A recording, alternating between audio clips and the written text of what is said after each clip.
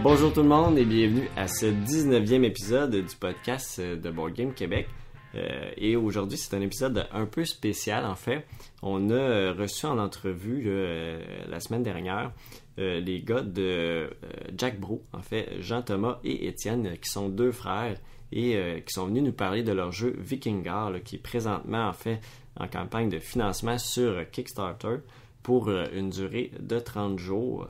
Et c'est un jeu en fait à thématique de viking, on a de l'exploration et c'est vraiment un jeu où le graphisme est vraiment super beau. Vous allez voir, là, il y a un épisode, en fait notre entrevue a duré vraiment longtemps, donc vous allez en entendre parler beaucoup de qu'est-ce que le jeu. Ils l'ont vraiment bien présenté et en même temps on a aussi eu la chance de rencontrer deux gars vraiment super sympathiques. Dans cette entrevue-là, vous allez en apprendre un peu plus sur le jeu, bien évidemment, la démarche derrière le jeu, c'est quoi les inspirations, leur passion aussi pour les jeux, à quoi qu'ils jouent, tout un peu leur background au niveau des jeux de société, mais pas juste des jeux de société, ou juste l'univers ludique, le jeu en tant que tel. Donc c'était vraiment très le fun de les entendre parler vraiment de tout ce qu'ils font par rapport à l'univers ludique, par rapport aux jeux de société, qu'est-ce qui les lie à ça. C'était le fun de voir deux frères ensemble travailler sur un jeu en même temps. C'était vraiment très beau, il y avait une belle complicité ensemble. Donc, vous allez voir, là, au début de l'épisode, j'avais oublié de demander aux deux gars de bien se présenter pour vraiment qu'on reconnaisse leur voix. Donc, pour vous aider à les différencier, en fait, Jean-Thomas, c'est celui qui fait la présentation de Vikingar au début. Et par la suite, là, si vous avez encore un peu de misère, là, c'est Étienne. En fait, c'est le graphiste du jeu, puis lui, il a une voix un peu plus forte. Donc, de cette façon-là, je pense que vous allez être vraiment capable de bien les différencier. Donc, sans plus tarder, là, je vous dirige vers cette entrevue-là qu'on a eu beaucoup de plaisir à faire. Donc, bonne écoute.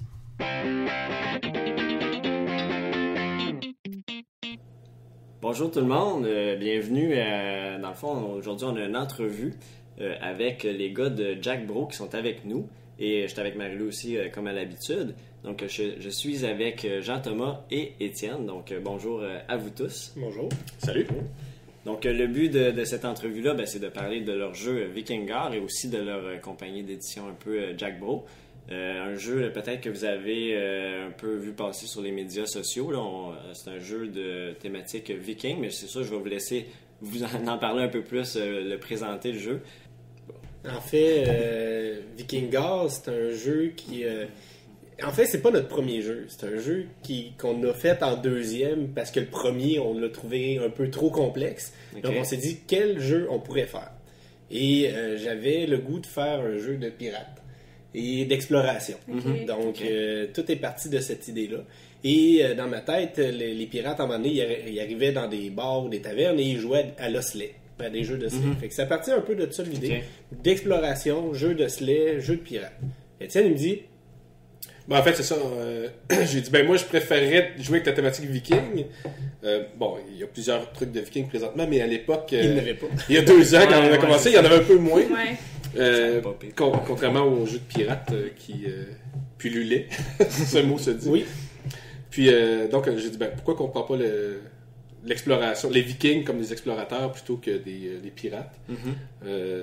Puis là, je me suis mis à désigner un peu un plateau modulaire parce que c'était ça l'objectif. On voulait faire un jeu qui était... d'exploration. Puis en fait, l'idée des pirates, c'était de la traverser un peu de l'Atlantique et d'arriver à un moment donné dans des Antilles, dans des îles et d'explorer et d'ouvrir des cartes un peu aléatoirement et que tout marche, peu importe la carte que tu retournes. Contrairement à un jeu, exemple comme Carcassonne, quand on met une carte, il faut trouver l'endroit qui marche sur la carte. Mon idée de base, c'était faut que tout le temps que la carte marche, quand on en pige une, il faut qu'on puisse la mettre puis faire de l'exploration. Puis Étienne, un petit graphiste. Oui, c'est ça. Donc, je suis arrivé avec Jean-Thomas... Je suis arrivé à Jean-Thomas plusieurs idées que j'avais comme peaufinées pendant une soirée esquissée, disons. J'ai dit à Jean-Thomas, laquelle te plairait plus comme façon d'explorer? Puis la réponse a été aucune. Effectivement. Donc, il m'a renvoyé à ma planche à dessin. Puis là, j'ai trouvé l'idée que je trouve très bonne là, de la carte circulaire, du plateau circulaire qui ressemble à une map monde avec une fin du monde, vraiment avec des rayons qui sont comme des méridiens, si on veut. Là. Donc, ça a très bien passé. Ça allait très bien avec l'univers du Viking. Et là, l'exploration, à chaque fois qu'on retourne un des méridiens, un des rayons, la carte se construit et marche toujours, peu importe la carte qu'on va. Donc ça, c'était vraiment l'idée initiale, c'était ça. Oui, c'est une façon aussi de réinventer. Sans le réinventer, il y en a beaucoup de jeux de tuiles. Mais ce jeu de tuiles-là avait un design que je trouvais qui était sympathique parce que justement, c'est tout le temps des tuiles hexagonales. Ben non, mais c'est des rayons. Non, mais absolument. Là, on a ou carré. Puis ça, c'est quelque chose que je voulais pas. Donc, j'avais même proposé des tuiles en circulaire, des trucs comme ça. Donc, tout était refusé. Donc, arrivé avec ces rayons-là, ça fonctionnait très bien. Puis, c'était esthétique et beau. Puis, le jeu des osselets, en fait, il a dérivé par le jeu de runes, qui est plus du jeu d'osselets, qui était vraiment du lancer runique pour deviner, mais pas pour deviner, mais pour lire la prédiction des dieux, si les dieux étaient en faveur de notre action. Donc, ça a vraiment découlé de cette compétition-là.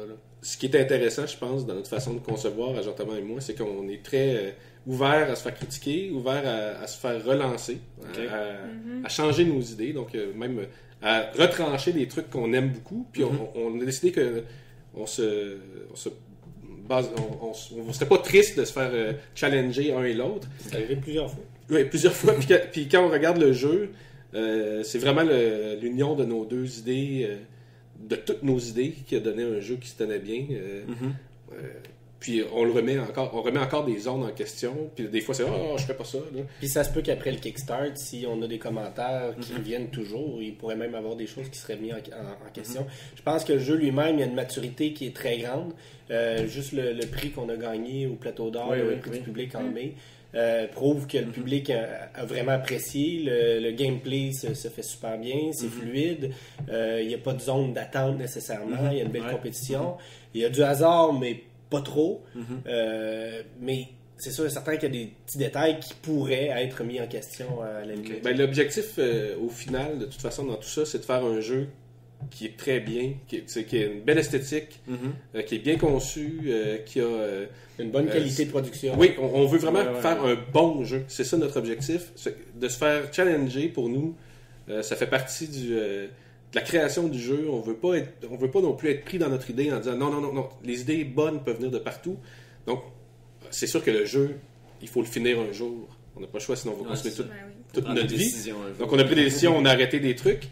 Mais l'objectif final de ça, c'est de créer un jeu qui est pas parfait, dans le sens que ça se peut pas, mais un jeu qui est vraiment abouti puis qu'on a bien travaillé, puis qu'on a peaufiné tous les détails.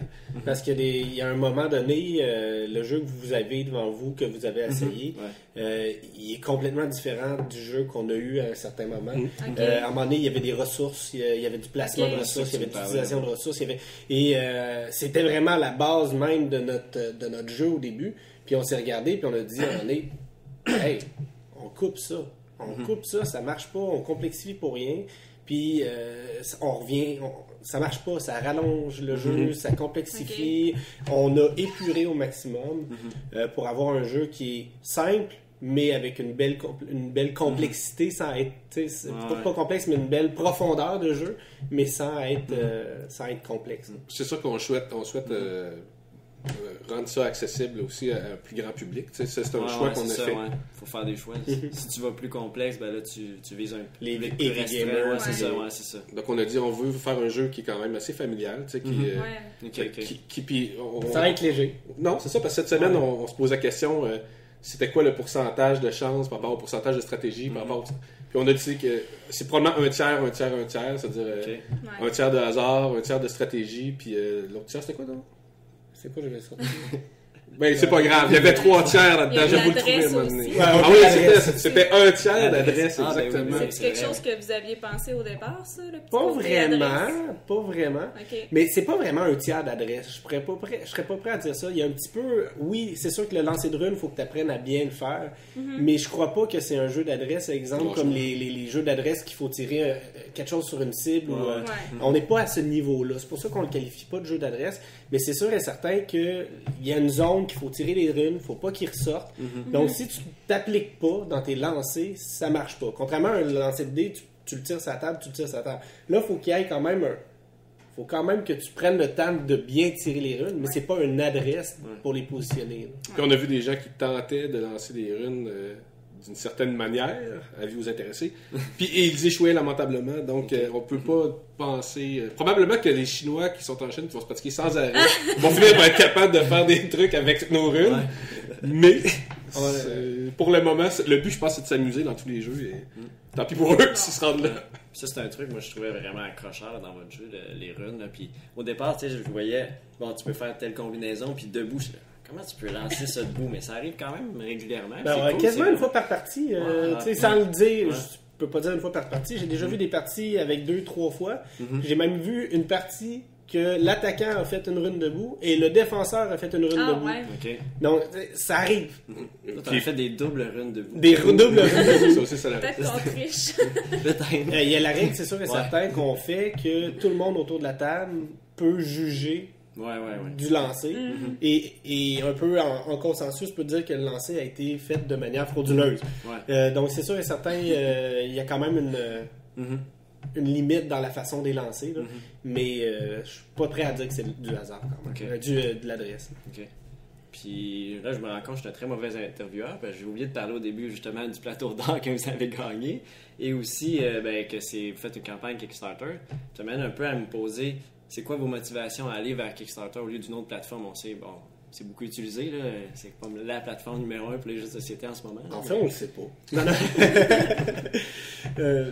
Ben, en fait, au départ, on se posait la question si on le faisait éditer par un éditeur traditionnel.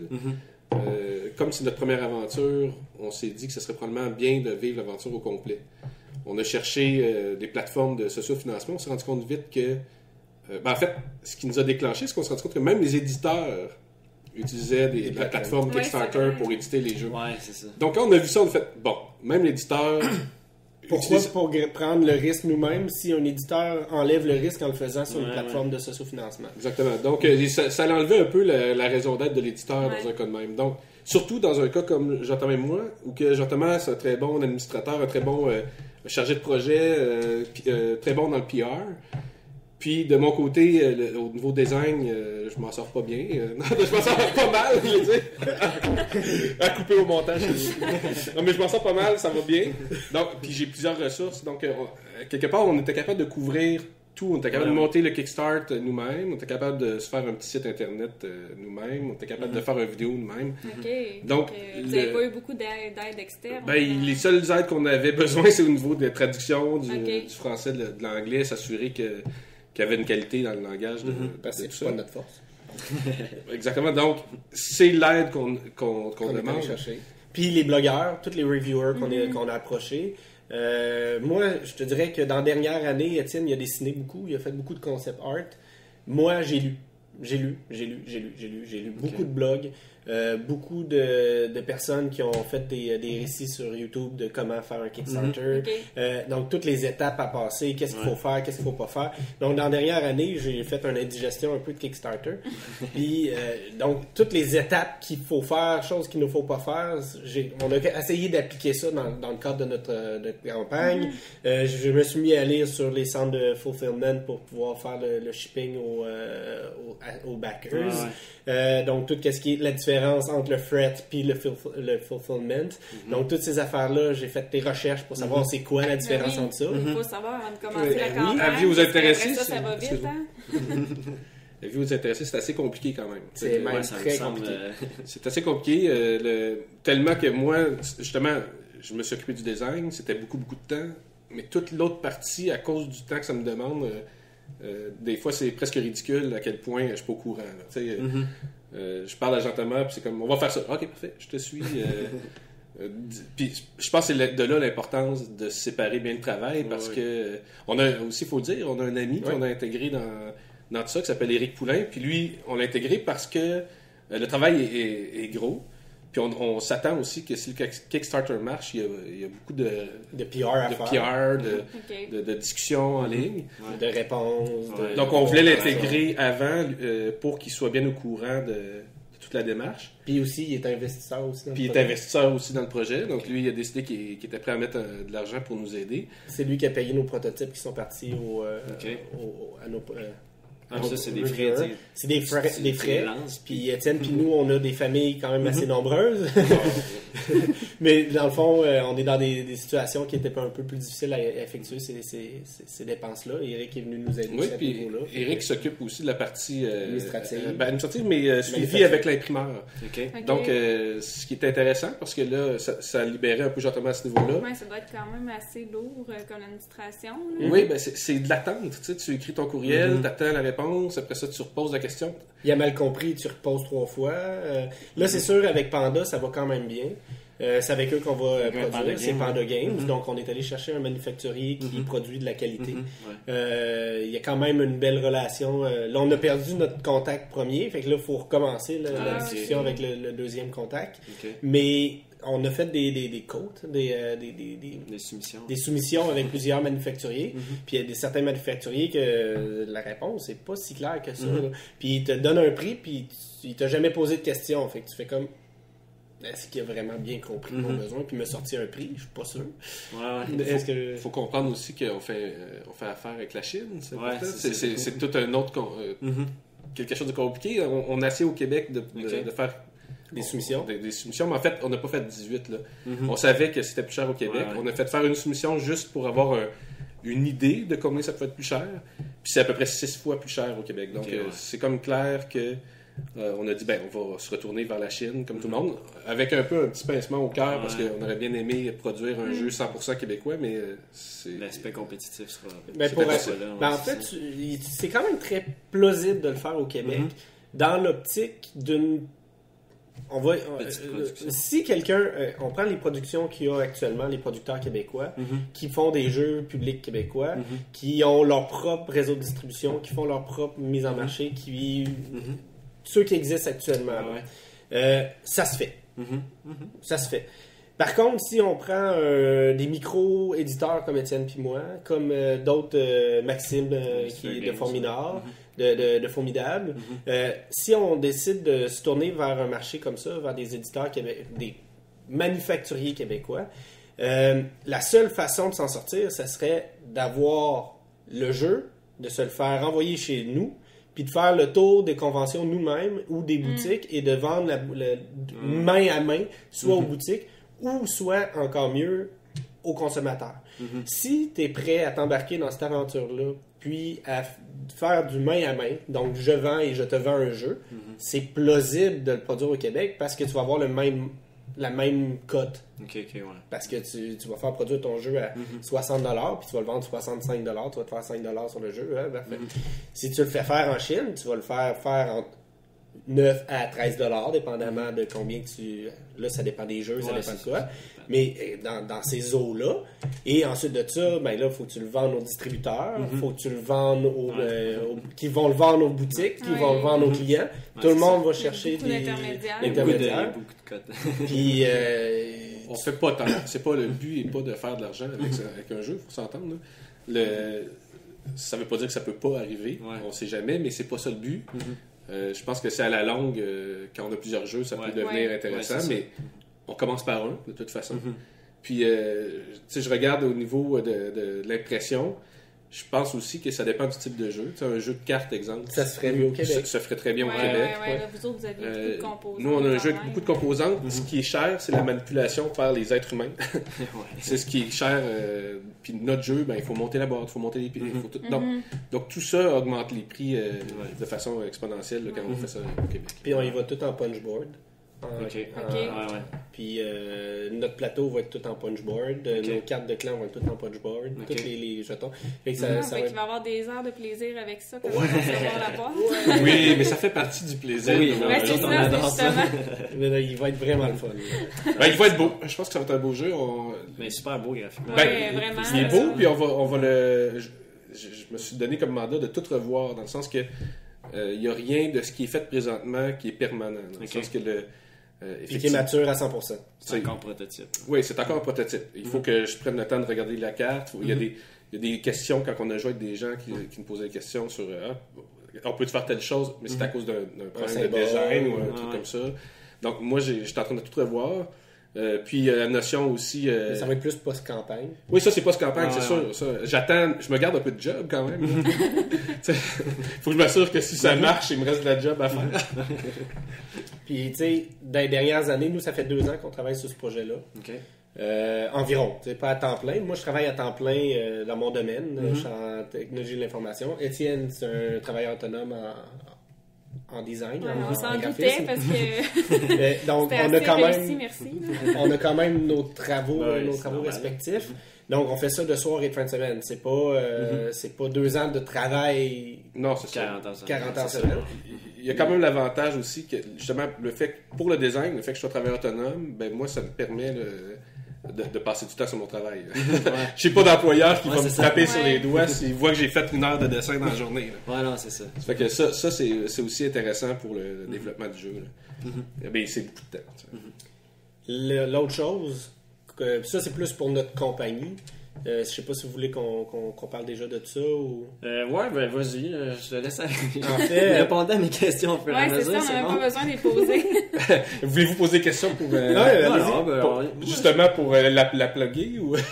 ben non, on l'a dit, c'est une discussion. Je pense que c'est le fun de même. Là. Je pense que ça vient de vous, puis Ben, c'est bien correct. en fait, une des grosses questions qu'on se pose beaucoup, Étienne puis moi, c'est quoi qu'on veut faire. Puis on le sait pas encore. Là, c'est notre premier jeu qu'on fait de A à Z, qu'on veut faire toutes les étapes, on veut comprendre c'est quoi toutes les étapes, on veut voir c'est quoi faire un jeu. Je peux dire que j'aime beaucoup moins la mise en marché Ouais. que la conception. Puis Ok. Étienne, c'est encore plus profond, moi je crois, c'est la conception qui nous fait vraiment rêver. Tu sais. Et faut voir comme. C'est sûr que là, on a pris de l'expérience. Ça se peut que le deuxième, c'est ça. si on décide de le faire, c'est comme un copier-coller de Ouais. nos étapes. Vous allez avoir des contacts. Oui, aussi, on a des là. contacts. Votre nom va être fait, ça va être plus facile, c'est certain. On a déjà décidé qu'on ferait probablement un deuxième jeu, OK. mais on a déjà décidé que notre prochain jeu Il va être serait très terriblement simple. OK. Ok, donc- encore plus simple. Là. Ben, Vous voulez oui, mais pas c'est aller beaucoup de dans, matière. Pas beaucoup de matière. Parce que dans le fond, Ok. ce qu'on s'est dit, c'est que le premier jeu, on a fait un jeu comme on voulait faire. Tu sais, on s'est bien amusé. En fait, on va recommencer. Le premier jeu qu'on a fait, il s'appelle Dibalba. C'est un jeu que j'ai parti juste sur le design. OK. C'était comme un jeu de design au départ. En fait, j'étais pas dans le. Jean-Thomas n'était pas là. OK. Puis là, j'ai décidé que ça me tentait, j'ai commencé à esquisser des cartes parce que ça me tentait de faire des cartes. C'est plus ça dans l'univers de l'Inca. Puis j'ai créé un jeu qui se tenait quand même. Puis j'ai dit à Jean-Thomas, là, si je veux réussir à arriver à quelque chose, veux-tu m'aider? C'est ça qu'il dit. Fait que là- essayé, j'ai fait. Puis là, on l'a fait, on s'est amusé, c'était correct. Mais il aurait fallu on a compris vite qu'il fallait jeter le jeu à terre au complet OK. pour être capable de faire On un l'a bon fait. jeu avec. Ah, puis on l'a fait. Ben, on l'a fait à moitié. Non, mais on l'a fait On une s'est fois. pas, on l'a fait une fois, mais on s'est pas permis nécessairement de recommencer au complet. OK. Puis Ben, on s'est dit que le jeu de Vikingar, on fera repartait à zéro. pas cette erreur-là. On va repartir comme on part à zéro, puis on était prêt à le recommencer. OK. Puis on s'est dit que le prochain jeu qu'on ferait, parce qu'on a évidemment quand on crée un jeu, il faut plein comprendre d'idées. qu'on a 7 jeux là, sur la table à dessin. Ouais. Tu sais, c'est pas 7 jeux qui sont prêts à faire, mais c'est 7 idées de jeux Ouais. qui sont super intéressantes qu'on peut développer. Fait que là, on a pris le jeu qu'on trouvait le plus simple, moins énergivore pour le prochain. Parce qu'on s'est dit, ben là, on va avoir eu notre expérience, on sait qu'est-ce que ça coûte, on comprend tout ça. Puis si on en fait un deuxième, On va le sortir très vite. on va le sortir probablement plus vite. Ok. OK. On va s'amuser, on va faire quelque chose de plus petit, plus simple, super esthétique, super le fun, super... Plus un objet d'art quasiment. C'est ça, c'est un peu notre objectif. Puis après ça, si ça marche encore, ben là, on va pouvoir dire, bon, maintenant, lequel de notre série qu'on veut développer, c'est un peu ça. Fait qu'on s'est comme dit que notre plan d'affaires, s'il y en avait un, C'est un gros, un petit, un gros, un gros aussi, c'est ça. Il y en a un qui est là pour... Ah, vous allez avoir du temps pour vous reposer. Ben, c'est un peu ça. C'est dans le fond, comme la production est longue et lourde d'un gros Ouais. jeu. Il y Puis a notre les jeu, il règles faut aussi. comprendre, ben, c'est parce que c'est les règles qui sont complexes. Tu sais, ben, tout est complexe. Tu sais, dans un jeu comme Vikingar, même si le jeu, je considérerais que c'est un jeu moyen au niveau de la complexité, ben, il y a quand même 78 cartes à dessiner. Ouais, non, Tu sais, il y a quand même toutes des règles qui sont, même si les règles sont relativement simples, ben, c'est un 16 pages de règles. c'est long. Tu sais, à composer, à tester, à vérifier, à remettre en question. Ouais. On n'a pas la notion de beaucoup de balancement. Tu sais, on a, oui, dans nos 8 quêtes, il y a eu un balancement à faire. mais on n'a pas, exemple, des caractères ou des personnages, des personnages qui ont des habiletés différentes, qui doivent être équilibrés. Donc, on n'a pas eu cette complexité-là à faire puis à tester. Mais des règles, là, je les ai réécrites à peu près 200 fois. Là. Puis je suis pas le rédacteur, c'est pas ma force. On a fait appel à des ressources, à des amis. Merci Sonia, entre autres, qui a corrigé nos règles en français. Anne-Marie qui a fait la traduction avec une de ses amies en anglais. Lucas qu'on connaissait pas et qui est en train de traduire nos règles en allemand. Ça, c'est génial. Là. Mais ça, c'est énergivore. Puis c'est pas quelque chose que, personnellement, j'apprécie. Peut-être un jour, on va se trouver un associé qui va être l'expert des règles. Ben, c'est pour ça que c'est une étape à la fois. Puis de toute façon, tu sais, je regarde, c'est parce que c'est un travail. Tu sais, Jean-Thomas, s'il m'envoie les règles, puis que c'est la 3e fois qu'on les change, la 4e fois, ben c'est la 4e fois que j'y monte, moi, à l'ordinateur. Tu sais. Après ça, j'y monte en anglais, puis là, je vais les monter en allemand. Ça fait qu'à un moment donné, les règles, t'es là... C'est mon travail, je l'ai fait souvent, ça fait partie de mon travail de recommencer ce genre de truc-là. Mais c'est là que ça devient énergivore aussi. C'est là que ça devient un vrai travail. On pourrait dire qu'on s'est amusé pendant 1 an au moment du concept du jeu. Puis cette année, c'est un travail. Parce que c'est plus... Au début, faire la carte, c'est super le fun, on s'amuse. Mais quand tu recommences la carte 5 fois parce que tu essaies de trouver la solution, ou quand tu t'arraches les cheveux pour trouver le style des cartes... Tu peux demander à Jean-Thomas comment j'ai trouvé ça. Tough trouver le style des cartes de monstres. Ben, à un moment donné, tu dis, j'ai passé des heures juste à trouver le style, puis à essayer de voir qu'est-ce que j'étais. Parce qu'il faut dire, là, on veut pas payer des frais pour un illustrateur.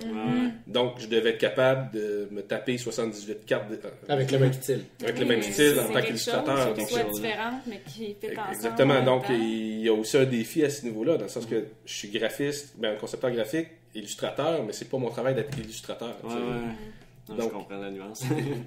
C'est exactement. Donc, il y avait un défi à ce niveau-là, c'est de trouver le style qui me convenait en tant que graphiste aussi. C'est vraiment rare, par exemple, qu'on a ça dans une équipe d'édition aussi, de tout jeune, qui a le graphiste en plus, que là, vous allez vraiment tout voir les étapes, c'est comme vous disiez, c'est vraiment tester tout, puis après ça, vous allez pouvoir vous dire, qu'est-ce qu'on aime plus, qu'est-ce qu'on aime moins. Puis ça, c'est vraiment... Aller chercher du monde aussi qui peuvent vous aider avec les aspects. Si ça marche super bien, ça se peut que notre équipe grossisse. C'est ça grossit. Parlant un peu campagne Kickstarter, je me demandais un peu, on connaît les stretch goals. Je me demande tout le temps, tu sais, il y a des jeux, des fois, ils en rajoutent, puis ça détruit un peu le jeu, ou... Comment on pense à tout ça? Comment faut les planifier d'avance? En fait, on n'a pas beaucoup de stretch goals, sauf qu'il y en a un nouveau que je viens de créer à l'instant, c'est d'acheter Cool Mini or Not. Ça, c'est si on se rend assez cher. On va acheter Cool Mini or Not. Non, c'est pas vrai. On veut mettre un peu de stretch. On a déjà dévoilé sur notre campagne quand on va ouvrir. Il y en a 5, je pense, de déjà dévoilés. Oui, 6 dans ce coin-là. Mais il y en a à peu près un autre 5 ou 6 autres qui vont s'ouvrir. Mais on veut pas aller beaucoup plus loin que ça. Notre but, c'est pas de rajouter à l'infini de stretch. On veut pas changer la dynamique du jeu nécessairement. On a des petites innovations qui vont sortir, des petites parce surprises. qu'on veut un jeu de qualité, comme on disait au départ. De la façon qu'on a fait, c'est que nous, on s'est dit, qu'est-ce qu'on aimerait que notre jeu soit, on va dire, au maximum. Puis là, quand je dis ça, j'ai pas pensé. On n'a pas dit on veut que la boîte soit embossée avec l'intérieur doré. On pense pas que c'est ce que... Ça peut être intéressant, mais on pense pas que c'est ça qui fait que le jeu est meilleur qu'un autre. Ça fait que on s'est dit, c'est quoi l'idéal du jeu pour nous? On a fait faire un prix sur l'idéal du jeu pour nous au départ. Mais on veut sauver un peu d'argent d'impression, donc on a coupé le gras, si on veut. Oui, mais on sait exactement qu'est-ce qu'on a besoin d'avoir comme argent parce qu'on a fait faire le prix déjà en partant sur ce qu'on voulait aller chercher. Fait que là, on sait que, si on décide de mettre des runes en bois engravées, pyrogravées, ça, c'est inclus. Mais si on les veut les 10 différentes, avec des styles avec différents. des gravures différentes, là, c'est un stretch Ben, c'est ça, parce que la première étape, c'est 10 runes pareilles. Le jeu, il est jouable, même si les 10 runes sont pareilles. Sauf qu'on a bien plus le goût d'avoir 10 runes vikings différentes. Ouais. Bon, mais c'est un peu le concept. C'est ce qu'on fait. On a dit, c'est combien ça coûte d'avoir 10 runes différentes. Puis là, à partir de là, on sait que si on a 10 runes pareilles, on sauve d'argent. Puis là, ce qu'on essaie d'atteindre comme objectif dans le Kickstarter, c'est la base du jeu. Puis ça fait partie un peu de la même chose. Là. Comme notre jeu il est monté pour 5 et 6 joueurs. C'est notre jeu il est bâti comme ça. Au départ, ça va être un 2 à 4. Il y a un stretch de 5 et 6. Le jeu est testé à 5 et 6. Par contre, produire une boîte 5-6 joueurs, on vient de rajouter des jetons, on vient de rajouter des cocardes, on vient de rajouter des pièces d'or, on vient de rajouter une carte de clan. Donc tout ça fait en sorte que le jeu est plus cher à produire. Donc, ça prend plus de volume. Donc c'est pour ça qu'on a augmenté dans le stretch à ce niveau-là pour 5-6 joueurs. Mais le jeu est testé à 5-6. On vient pas dénaturer le jeu. Puis à 4, il joue super bien. À 2, il joue super bien. L'autre chose, exemple de stretch goal qu'on a fait, on a un plateau modulaire qui, quand on le construit, est différent à chaque partie. Là, en ce moment, il y a 24 rayons dedans. Donc, il est modulaire, mais pas tant que ça. Ouais, on peut pas les changer de partie en partie. Parce que de partie en partie, tu vas avoir toujours les mêmes. Il y a des stretch gold. On a déjà dans notre prix certains... c'est déjà dans notre cote optimale, dans notre planification. On a des feuilles supplémentaires pour faire des tuiles supplémentaires. Donc, on va être capable de monter jusqu'à peu près 30 tuiles. Là, oui, c'est ça. Mais il faut comprendre qu'on sauve de l'argent si on ne met pas ces pages-là.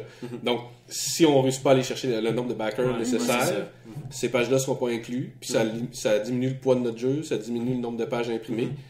Mais si tout d'un coup on a assez d'argent, là, on va juste racheter ces pages-là. Fait que tout le monde est gagnant-gagnant. Ben oui. C'est quoi l'objectif de la campagne, le montant? 55 000. C'est quand même une campagne qui est agressive pour un premier jeu. Par contre, on pense qu'on a un produit quand même très intéressant. On vise pas Québec, on vise anglais, français, puis là on va avoir allemand. Donc on vise quand même un marché qui est assez large. Puis on est en dollars canadiens. Fait que si on se compare avec des campagnes américaines de trentaine, 40, 50 000, on est dedans. Là. Non, c'est un bon range de... Mais c'est quand même un bon montant. Puis, encore une fois, Étienne puis moi, on fait un jeu, pas nécessairement pour faire de l'argent, mais on fait un jeu pour pas perdre d'argent. Notre objectif, c'est... On veut pas s'endetter avec ça. Moi, à la fin, là, si je dois débourser 5 000 $ de ma poche parce que j'ai produit un jeu puis je l'ai vendu à 1000 personnes... ça marcherait pas. Non, parce que c'est comme si j'ai offert un cadeau à tout le monde. L'objectif, je pense, c'est vraiment, comme Jean-Thomas a dit, de faire un jeu, que ce soit honnête pour tout le monde, que ce soit honnête pour nous, on a travaillé fort, puis que le jeu, dans le fond, il y ait la bonne valeur pour nous et pour les gens qui l'achètent. Puis au niveau des pledges, je sais pas le mot, là. Ça se détaille. Là, je veux pas me tromper. Je veux pas me tromper, mais si je me trompe pas, c'est 50 $ pour la boîte canadien. Et c'est 15 $ de shipping États-Unis, Canada, canadien. Puis pour ce qui est des Européens, c'est 20 $. Puis pour ce qui est du reste du monde, c'est 35 $ de shipping. Ça, c'est notre braquette de prix. Il y a un pledge à 6 boîtes. Avec un prix un peu moins élevé. Pour groupe. C'est pas juste magasin. Donc, si vous êtes un groupe de 6 personnes, vous pouvez l'acheter. Je crois que c'est une 40 quelques dollars, la boîte de 6.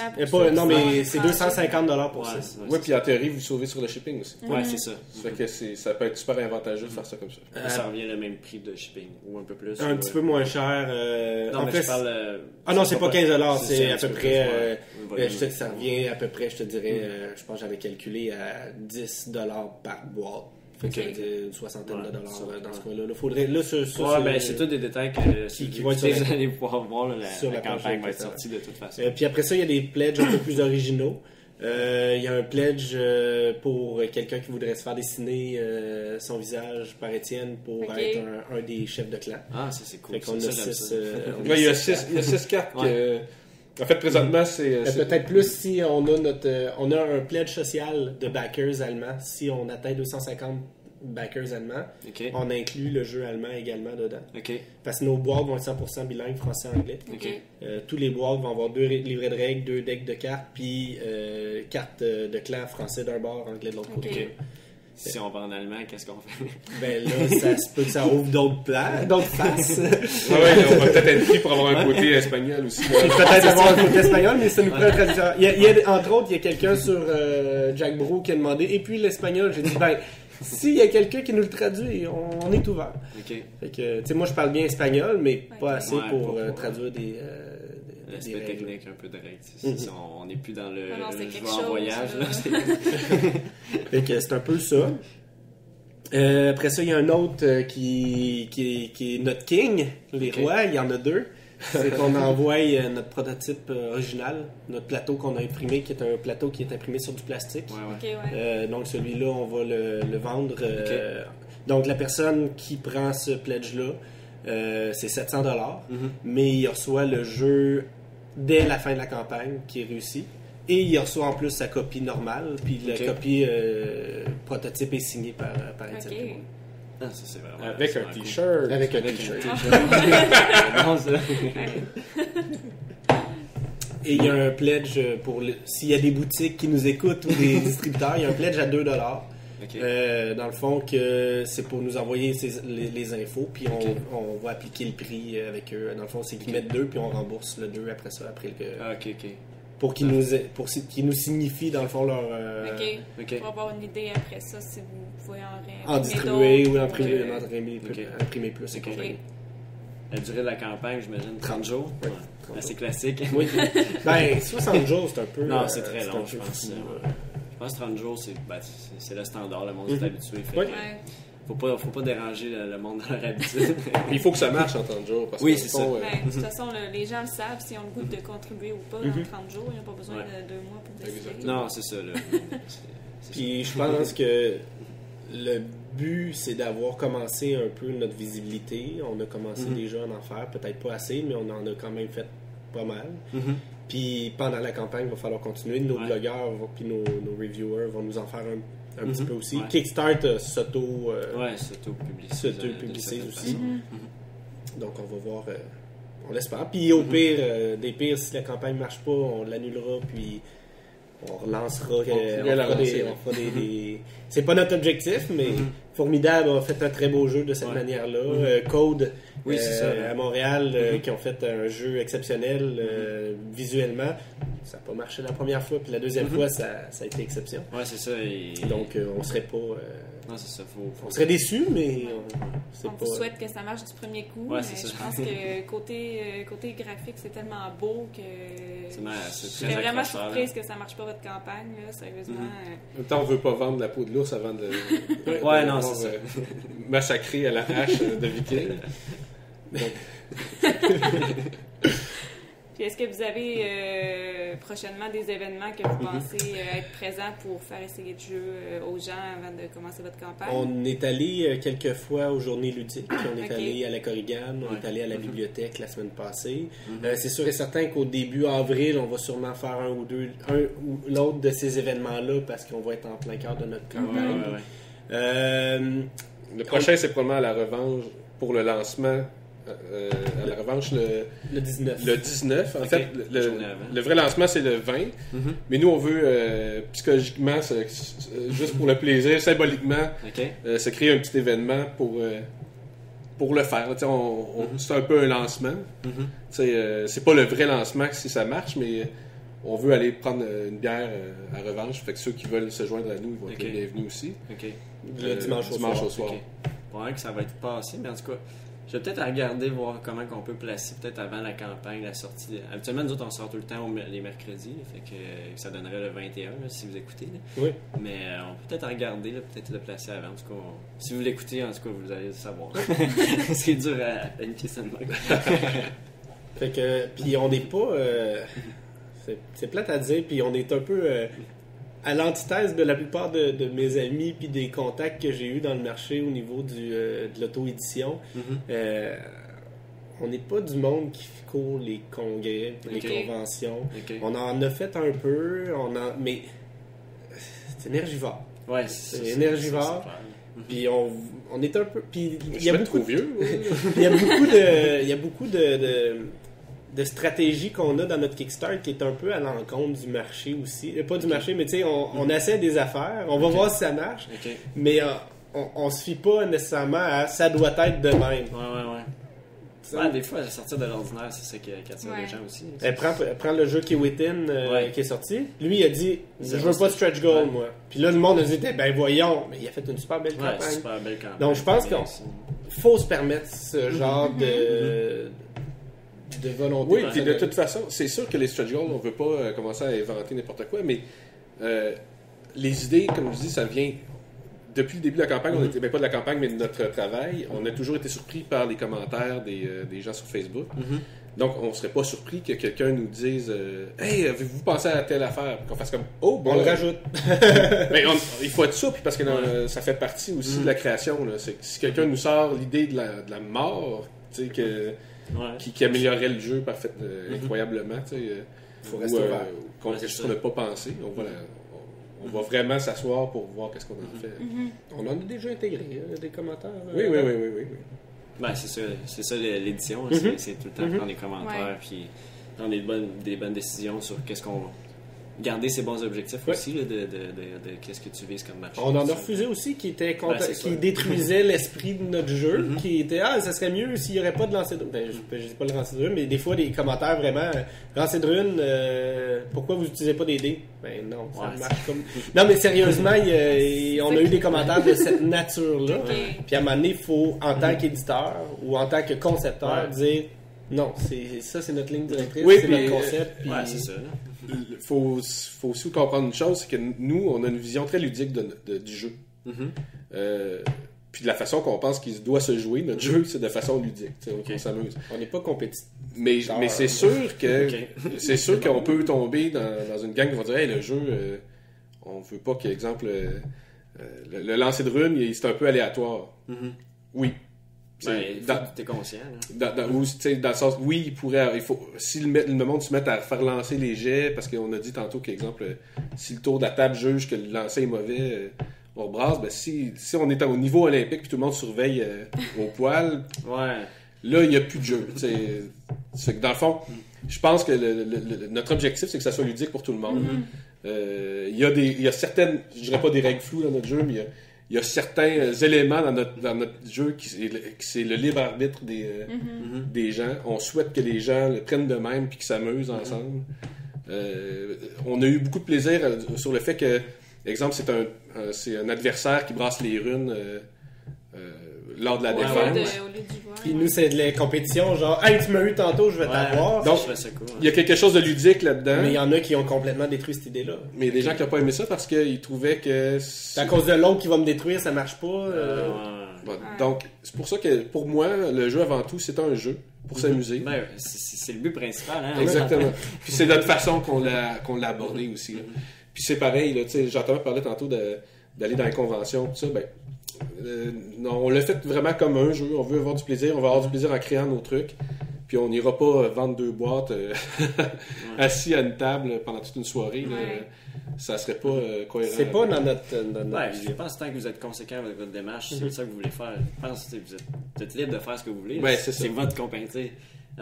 On va voir, peut-être la stratégie sera pas bonne, on révisera, on trouvera quelqu'un qui a le faire. Si vous voyez un gars dans la rue avec une série de boîtes, une dizaine de boîtes en pleine à côté de l'autre, puis qui vous vend des jeux, là, c'est peut-être moi qui est sans ressources et sans le sou.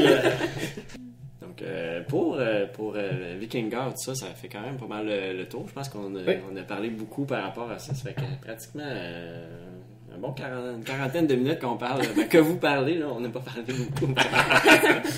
Oui, bon, vous avez dit qu'on parlait beaucoup. Mais non, mais moi j'aime ça, c'est ça le podcast, c'est ça qui est le fun, c'est la discussion. Et quand même, on peut passer un peu, puis si vous avez d'autres choses à dire sur Vikingard, ou s'il y a d'autres choses qui nous popent, on va le dire. Mais là, on aimerait ça un peu apprendre un peu plus à vous connaître niveau jeu de société. Donc, comme question qu'on pose tout le temps de départ, c'est comment vous avez découvert les jeux de société, les premiers coups de cœur, de où ça origine pour les deux. Là. Je réponds ou je réponds pas? Je peux commencer parce que... c'est quoi que tu avais répondu, vas-y donc? Moi, là, lui, là. Ok, c'est moi ça? Il a 10 ans de Tu peux plus pas que moi. pointer à la radio. Il a 10 ans de plus que moi. OK. C'est mon grand frère, OK. puis c'est mon parrain. OK. Mais il a toujours été là, puis il a toujours joué avec moi. OK. Donc, Étienne, dans son jeune temps, Oui, parce que là, je suis vieux, je l'ai dit tantôt. il jouait à Donjon Dragon, OK. puis il faisait des grandeurs nature. OK. Moi, le petit bout qui le regardait, voulait jouer à Donjon Dragon, OK. puis voulait faire des grandeurs nature. Mhm. Donc, c'est sûr et certain que le jeu, c'est Étienne qui me l'a créé, puis qui Ok. me l'a fait apprendre. OK. Ben, moi, j'ai tout le temps aimé jouer. J'étais un grand joueur, mais pas nécessairement de jeux de société seulement. Tu sais, j'aime beaucoup les jeux thématiques. Ou, tu sais, on parlait de Donjon Dragon. Moi, c'est le jeu. Je joue encore à Donjon Dragon. Ok. J'ai 42 ans, ça va pas bien. Mais, Non, c'est... Il n'y a pas d'âge. mais non, je sais. mais pour moi c'est vraiment le côté histoire, thématique, Ok. plaisir d'être en groupe. Tu sais. Ok. C'est la partie qui m'intéresse là-dedans. Mhm. Les jeux de plateau, j'aime bien ça. Mais tu sais, c'est pas. Il doit en avoir 10. C'est exactement. chez nous, j'ai peut-être 10 jeux tu sais, dans ma bibliothèque. Un des jeux que j'ai tout le temps aimé depuis que je l'ai, c'est Carcassonne, OK. qui est pour moi un jeu qui joue bien en couple. Justement, avec Ouais, ma ouais. Mm-hmm. blonde, on joue tout le temps ensemble, au moins 2 fois par semaine. OK. C'est comme notre jeu d'échecs Ouais. qu'on sort, on se pose Ok. pas, on se pose pas de questions, c'est un jeu super simple. Donc, c'est ce que je recherche un peu, de la détente, du plaisir, tout ça. Puis beaucoup de la créativité. Tu sais, j'aime les jeux créatifs quand on parle de donjons. Pourquoi j'ai pas adhéré à plein de jeux de plateau? Je pense qu'il y avait la notion créativité qui coûte rien, puis qu'on peut renouveler et rejouer sans arrêt. OK. Parce qu'il n'y a pas de plateau, il y a des dés, mais tu sais. Fait que ça, c'est quelque chose que je trouve super important dans un jeu. Parce que je suis un réinventeur de règles. Quand on arrive sur un nouveau jeu, je serais le premier à essayer de trouver des nouvelles façons de les interloper pour réinventer le jeu. Quand j'étais jeune, je jouais aux échecs, puis je donnais des pouvoirs à mes pièces d'échecs. Tu sais. OK. J'ai tout le temps, Tu sais, Étienne puis moi, on j'ai tout le temps jouait, aimé ça. Là. puis je me rappelle de journées de jeu qu'on avait des blocs de bois, puis des plis mobiles, puis des fusées à élastique. Puis on s'est fait des milliers de soirées, non peut-être pas à ce point-là, mais beaucoup de fois qu'on a fait des forteresses en bois avec des plis mobiles, puis il fallait détruire l'un de l'autre, Ok. puis là on avait des rations avec, il fallait surveiller. Tu sais, Ça allait pas super bien parce que moi j'avais 20 ans puis lui en avait 10. Mais c'est pas grave. Mais c'est lui qui m'a fait apprendre à concevoir puis à faire la conception. Tu sais, c'est sans que ça soit un jeu de société, ça reste du ludique, ça reste un jeu.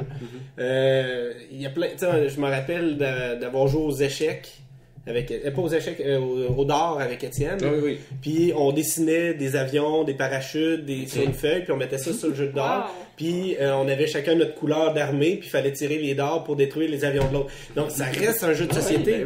Et c'est à partir de là vraiment qui m'a appris à faire cette conception-là, puis à s'amuser, puis à concevoir avec n'importe quoi. Là. Non, fait que c'est pas pour rien. Vous avez plein d'idées de jeu. Ouais, là, ça a c'est ça. toujours été. Ben, c'est ça. Fait que moi, c'est ce que je dirais, c'est jouer, amusez-vous. Tu sais, le jeu de plateau, contrairement aux jeux vidéo, moi, je suis pas un joueur de jeux vidéo. Puis la raison, c'est qu'à un moment donné, mon cerveau, il se rend compte que tout est déjà programmé dans le jeu vidéo, puis que après 10 minutes de jeu, j'ai compris c'est quoi qu'on peut me faire faire.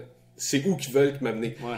Tandis que le jeu de plateau, il y a toujours l'adversaire qui est en face de toi, qui te crée une stratégie que tu n'avais pas pensé, qui t'entrecute parce que tu n'as pas pensé qu'il arrive par en arrière. Qu'est-ce que c'est là? Tu n'es pas supposé de faire ça. Mais dans un jeu de plateau, ou tu peux faire ça dans un jeu un jeu vidéo moyen.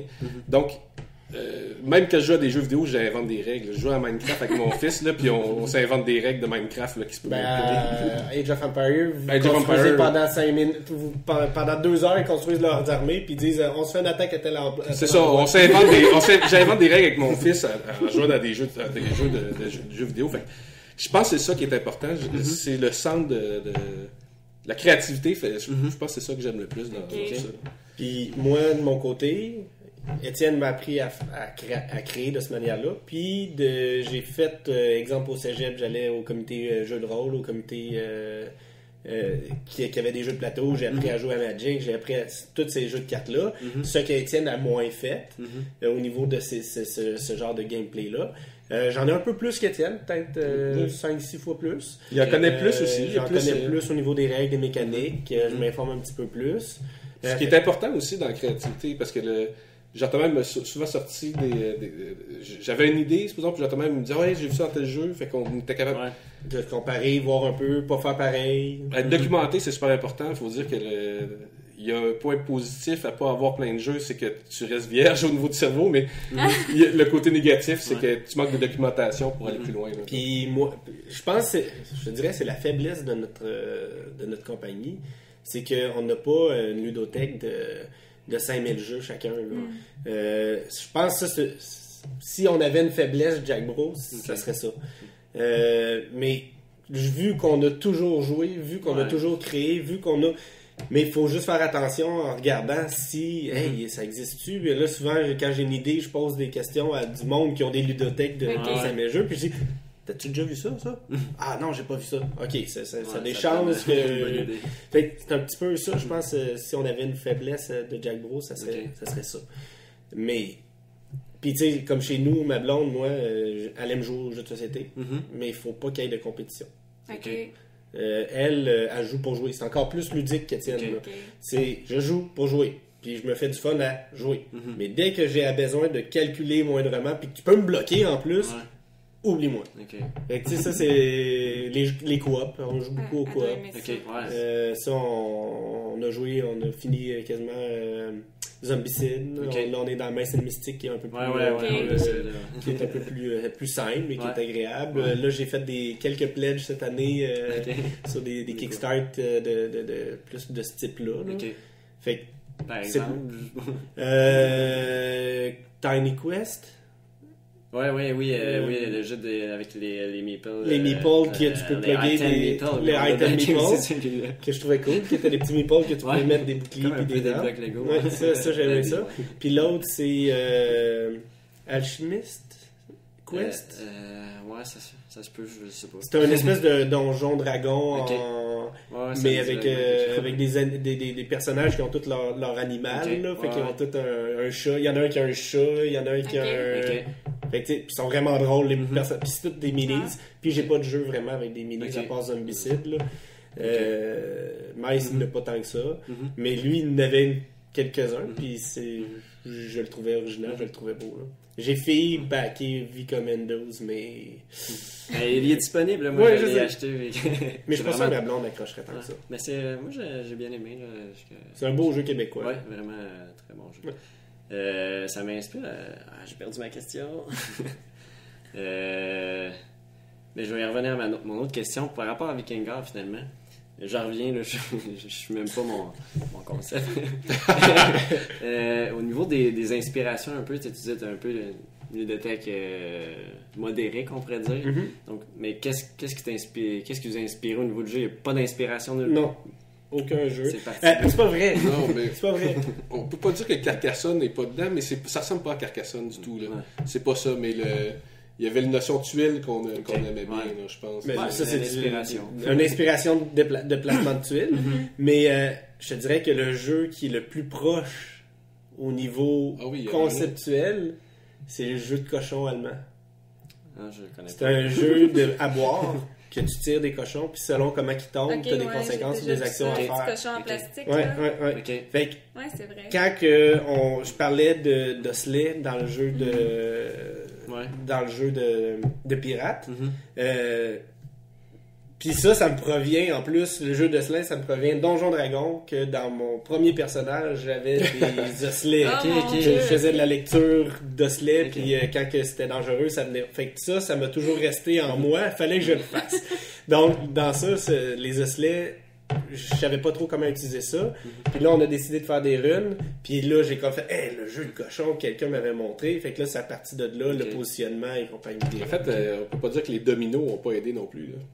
Parce que les runes, à l'origine, c'était des dominos. OK. C'est un beau mélange de petites choses. Hein? Non, mais les runes qu'on utilisait, on utilisait des dominos qu'on lançait. Donc, bravo à l'invention des dominos qui nous a donné nos runes. C'est un peu... Mais il n'y a pas de jeu vraiment mécanique de jeu de Ok. run, il n'a pas vraiment. C'est assez ça, innovateur, ça, j'ai là, un jamais mélange vu comme ça. ça, Le- un peu d'adresse, de chance, puis de stratégie. Puis il y avait la notion de réussite, là, dans le fond, d'exploit. Qui ça ressemble plus à une évolution moderne de jeux vidéo. Là. Ouais. Puis il y en a plusieurs sur le marché. Ça, de- ça, Ouais, ouais. faire des exploits. Ouais. C'est ça. Ce bout-là, c'est plus dans ce feeling-là là, qui est réussir pour arriver à des réussites. Là. Ok. Ce qui n'était pas dans notre truc au départ, mais c'était en schématisant qu'on en est revenu là, parce que c'était beaucoup plus simple que ramasser des ressources de bois, puis de C'est ça. l'or, Ah, puis ok. d'ombre. Puis à un moment donné, il fallait que tu payes, il fallait que tu trouves des portes, puis chaque porte avait des monétisations Ok. différentes. Fait que là, il fallait que tu trouves une bonne porte, genre... Puis au début, c'est plus, tu sais, au lieu d'être des exploits, au début, c'était à chaque action que tu posais, tu avais des points. Ouais, c'est ça. Fait que tu avais des points de destruction, tu avais des Ok. points de nanana, tu avais des points d'or, tu avais des points de ressources, tu avais Ok. des points de... Puis là, il fallait que tu fasses du... Puis pour construire tes bateaux, c'était pas tout le temps le même prix. Plus que tu en avais, plus que c'était cher. Puis... Fait que tu sais, c'était ça à l'initial. Puis là, on a comme fait non. C'est super le fun. Ah, c'était long. C'est pas Du 2h30, 3h, non, maintenant, on a comme fait... là, Ok. il faut qu'on trouve un C'était moyen pas ça de... que Ouais, vous vouliez chercher. avoir. Ouais, comme puis c'est jeu. pas vendable non plus. Personne veut acheter un jeu qui dure 3 heures à chaque fois que tu le sors. Puis... Ah, c'est encore drôle. Ouais, nous autres, on en achète beaucoup, mais tu sais, c'est ça. Le Mais marché tu le sors petit, combien de fois? Ça dépend Non, c'est ben, quoi. tu le sors combien de le fois? principe Tu le du sors jeu, pas. là. Moi, Non. un jeu que j'achète, je veux l'utiliser. Ouais. Ce qu'on pourrait dire, c'est qu'on s'était quand même dit, puis ça restait encore dans l'univers du possible, que la notion de ressources Pourrait venir dans se une expansion. rajoute super facilement Ah, ben oui, dans une ça. expansion Ouais. si on décidait de... Ça, c'est tellement une bonne idée, ouais. Parce que on l'a déjà à peu près notre mécanisme là-dessus, on avait déjà Vous joué l'avez tout plusieurs déjà fois. réfléchi. Ben, je veux dire, on Faudrait pourrait la recommencer réadapter. avec ce que c'est, sauf que ça l'a déjà existé, donc on pourrait dire, ok, ben on se rajoute des tuiles ressources, Ouais. puis là, on est capable d'avoir toute une autre profondeur. Ouais, c'est ça, tu t'ajoutes de la Puis, profondeur. tu sais, on Ceux qui en avait, veulent plus, on c'est avait ça. à un moment donné une idée qu'on achetait des membres d'équipage. Ok. Donc, on pouvait, avec les ressources, acheter des membres d'équipage à nos bateaux, d'acheter des berserks, et d'équiper nos bateaux avec des membres d'équipage. Un peu comme, je sais pas si tu connais Marchand and Marauders, c'est un peu Moi, tout l'équipement de- mais en fait, c'était plus du style que si j'allais dans une ville, je pouvais faire du marchandage, je pouvais faire de l'achat, puis équiper mon bateau ou acheter des cartes d'action. L'équipage, c'est plus des cartes d'action. Ouais, c'est une que- carte, exemple, Ok. les archers. Ok. Fait que là, j'avais ma carte ok. archer. Fait Ok. que quand j'attaque un autre, un fort, Je pouvais utiliser des ressources pour Ok. payer mes mercenaires archers pour qu'ils Ok. m'aident à... Ok. Fait que, tu sais, tout ça, c'est des affaires qui pourraient hypothétiquement arriver dans Ok. des expansions. Ok. Mais puis même pas dans des stretch. Là. On va pas se rentrer là-dedans. Là. On se le cache pas, il y en aura pas des stretch. Ok. Mais c'est le genre d'affaires qu'un jour, on peut faire une expansion. Puis là, c'est pas pareil. Parce que tu as un jeu de base, tu es capable de jouer, de ressortir, qui est fluide. Puis si tu veux rajouter de l'expansion, parce Ouais. que tu veux rajouter une Ouais, expansion c'est ça. pour avoir Ouais. plus de Ceux profondeur, qui recherchent vraiment là, quelque tu peux chose de l'avoir. plus, tu sais, c'est pas poussé. pareil que de mettre ça dans un jeu puis que ça devient complexe et que tu vises pas un public. Ouais. Puis ça ramène un peu aussi ton jeu en vogue aussi, parce que tu sais, on sait l'univers du jeu, ça roule. Il y a des jeux qui sortent énormément, puis tu sais, on est conscient de ça. On achète des jeux, on les joue un peu, puis on les ressort de temps en temps. Mais quand il y a une expansion qui arrive, ok, ben peut-être. Ça serait le fun de rassailler. Ouais, c'est ça, Fait qu'il y a cet aspect-là aussi. Oui. Puis, j'étais encore sur Vikingar. Finalement. On avait déjà parlé quand on s'était rencontrés. Peut-être, tu sais, vous autres, vous avez vos bateaux, dans le fond, c'est des petits jetons. Que ce soit pas des miniatures, mais en tout cas de. On ne croit pas mettre des maples sur les bateaux. Ok. Une des choses qu'on fait, c'est de tirer les runes dans le centre de la map. Ouais. Puis c'est un peu incompatible avec Ouais. les petits bateaux. Par contre, les avant-postes Ok. risquent possiblement par les stretch goals de devenir des maples d'avant-poste, des petites maisons, des Ok. petits, Ah, ok, des ok. petits choses de On va même. acheter un petit. Fait que ça, il y petit a... volume. Moi, ça rajouterait du volume, on verrait plus facilement sur la carte. Ouais. Parce que là, présentement, le bouclier, l'avant-poste et le Drakkar se ressemblent. Ouais. Donc, ça permettrait de dire, ah, ok, là, il y a un avant-poste. Puis je pense que ça stimulerait à l'attaquer. Ok. Ouais. En le Ouais, voyant, ouais. ça stimulerait disons, l'agression entre adversaires. Ouais. Ça, Ok. c'est plausible. Ok. C'est un stretch goal qui est plausible. Pas au On départ. dit pas qu'il est là. De toute façon... Mais il y a une chose qui est certaine, il n'y aura pas de minis, OK. il n'y aura pas de plastique. OK. On essaie de rester dans la thématique viking. OK. Donc, on essaie de travailler avec du bois, C'est bon. d'avoir des runes de bois, d'avoir des maples, ça marche dans notre logique. D'avoir des miniatures en plastique, je suis pas sûr que ça marcherait dans notre logique puis dans notre design. C'est bon. OK. Fait que pour revenir à votre profil là, en tant que joueur de société, je comprends que vous réussissez quand même à jouer quelques fois régulièrement à des jeux. Là, je suis en train de créer 2 monstres. Tes enfants. Mes enfants, ben là, ils ont 4 ans, mais j'essaie de les initier à des jeux. Fait que mes heures dans ce temps-ci du jeu sont beaucoup dans des jeux de plus pour enfants. Par contre, j'essaie de les initier avec des jeux qui ne sont pas nécessairement faits pour les enfants. OK. Quand je dis pas fait, c'est fait quand même pour les enfants, mais pas pour les enfants de 4 ans. Tu sais. Comme là, je joue beaucoup à High School, le petit jeu de pingouin avec des pichenottes. Ouais. Ah ouais, C'est un peu anarchique, mais ça va super bien. Mais ils trippent vraiment beaucoup, ils aiment ça beaucoup. Ils ont quel âge? Ils ont 4 ans. 4 ans. Ouais. Fait qu'ils s'amusent à faire des pichinottes sur les... Ça donne pas toujours le résultat escompté, mais ils sont capables quand même de se débrouiller, puis ils ont vraiment accroché. Il y a un jeu russe que j'ai pledgé qu'il faut construire. Ça s'appelle Nightmarium. C'est dans le fond des cauchemars. Il faut construire des monstres. OK. Fait que dans le fond, tu as des cartes dans les mains, puis il faut que tu construises des monstres. Puis il faut que tu aies des pieds, un corps, une tête. Il faut que tu construises tes monstres comme ça. Mais quand tu as construit ton monstre, il y a des effets qui se font. Là, avec mes enfants, je joue pas avec les effets. Il faut juste construire des monstres. Puis que je peux mettre des pieds, je peux mettre un corps, puis je peux mettre une tête. Puis là, la semaine passée, j'ai introduit une nouvelle règle.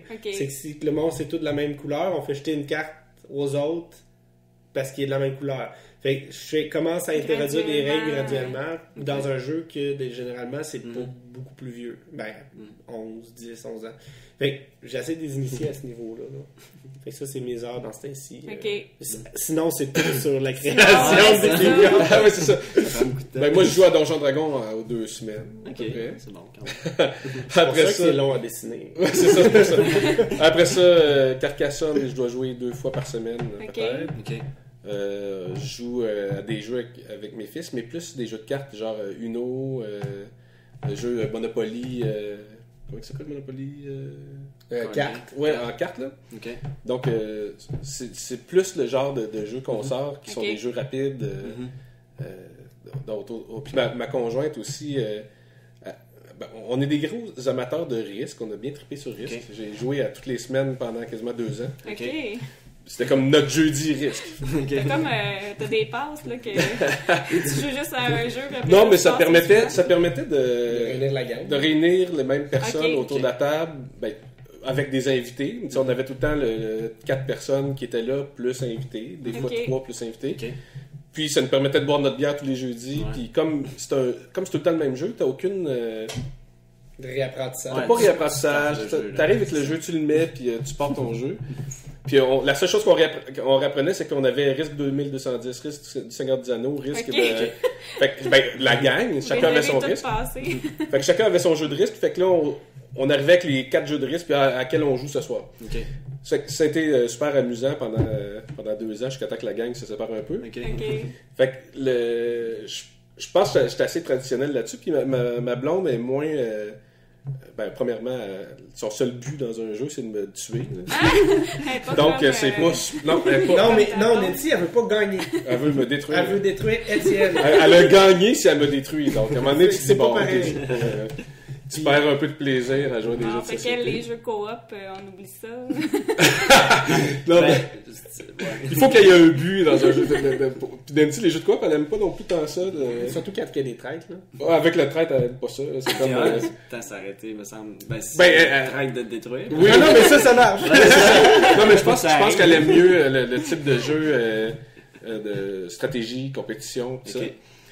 Sauf que justement, on n'a pas le goût de réapprendre des nouveaux jeux. Je pense qu'elle a fini ce bout-là. On est plus vieux, nos enfants sont plus vieux. Fait que t'arrives à la soirée, il faut que ça se passe bien avec ta tasse de thé. Puis chez nous, on joue aussi, comme les ligues, je disais, Mice and Mystic. Avec mes gangs d'amis, on en sort quelques fois aussi, un peu aléatoirement. Il y a des jeux du style concept qu'on aime beaucoup. Ouais, Qu'il faut c'est plus de. Puis ça, on l'utilise. Dixit, concept, Ok. tous ce genre de jeux-là. On le joue souvent. Puis ça, je pense que t'as jamais essayé. Je t'ai fait essayer. Non, je suis sûr que j'aimais ça. Mais ça, c'est vraiment des jeux trippants puis de conception. Puis nous, quand on joue à ça avec ma gang, on compte même pas les points, là. Tu sais, on c'est a juste fini, pour le on a fun fini le de- souper, puis on essaie de faire deviner des mots sur concept. Ou J'ai joué à Dixit. puis Dixit, puis tu sais, on avance même pas les pions sur la map, là. Tu sais, c'est juste qui va l'avoir, puis qui va être capable de deviner. Fait que ça, on joue souvent.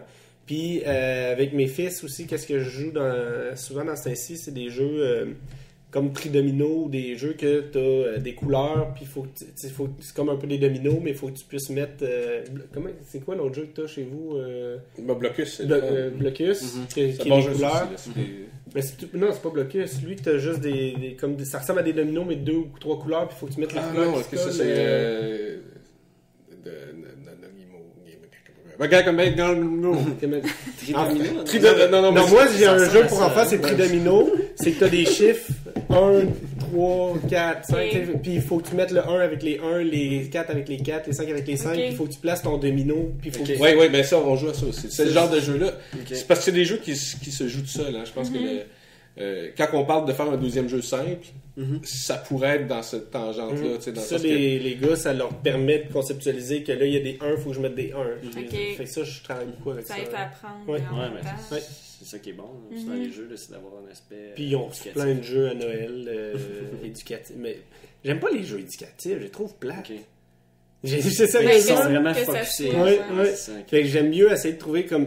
À la limite, le seul jeu éducatif que je trouve correct dans ce temps-ci qu'on joue, c'est qu'est-ce que je mets dans ma valise. Ok. Fait que c'est un jeu que t'as des cartes, puis il faut que tu te souviennes qu'est-ce que t'as Ok. dans ta valise. Fait que c'est un jeu de mémoire infinie parce que au début t'as 5 cartes, mais à un moment donné t'en as genre 20, puis il faut Ok. que tu les dises dans l'ordre.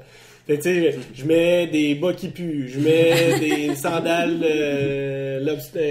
écrevisses, je mets une gomme à mâcher, je mets un grille-pain. C'est bon, Fait ça. que là, non, mais, fait que tu fais tout le temps ça. Fait que là, quand ça fait 5, 6, 7, 8, 9 tours, là, à un moment donné, t'es comme... Ouais. Les enfants sont meilleurs que nous, là. Tu sais, c'est comme, Ah oui, la mémoire Ouais. de cet âge-là. c'est- fait que ça, je trouve que c'est bon pour eux. Puis mes enfants, ils ont de la misère à se concentrer. Je Fait me que, demande pourquoi. non, c'est à cause de moi. Mais ça, le jeu permet de dire, ben là, les gars, on s'assoit puis Un on petit joue. exercice de Ouais, concentration. un peu. Ok. Fait que on essaie de focusser beaucoup sur ça. Ok. Ok. C'est cool ça.